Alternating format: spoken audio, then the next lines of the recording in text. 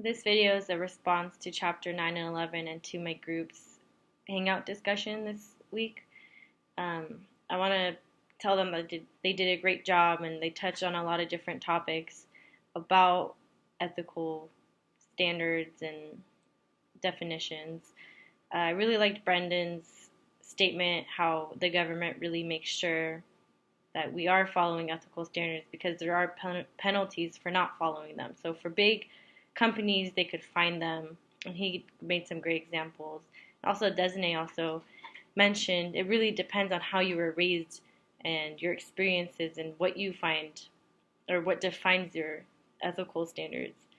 So for my response for this week, defining ethics as a group, I think it really just depends on who you work for and the company itself. For example, PETA has their own set of ethical standards. Most of the people, or actually everyone who works for PETA or is involved in that group, has to live a vegan-based lifestyle, making sure that they're not using any products or consuming any products that involve animals whatsoever.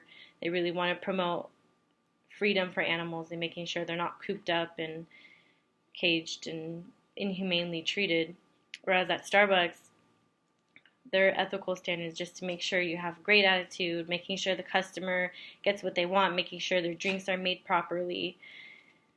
And on page 361, it talks about obligation and obedience as a follower. You need to make sure that you are following the obligations that the leaders and the organizations provide. Also, obedience, you need to obey those orders and making sure that you are doing things correctly, or else oftentimes you're going to face the consequences of being written up or getting fired.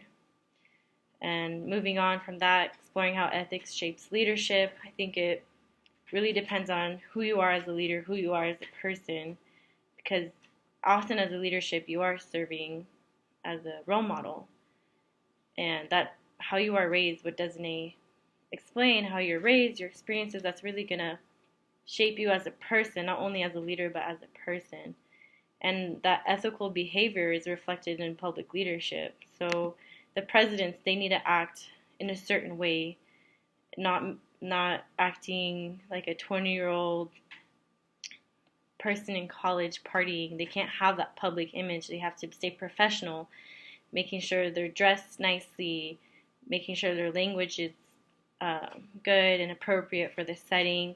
They need to maintain a professional public appearance, whereas someone who isn't a president, someone who is, let's say, a CEO of a big company, they are going to have different styles, such as the GoPro CEO. He dresses in t-shirts and jeans to work often. He's very casual, and that's how he reflects his personal leadership and characteristics in his environment.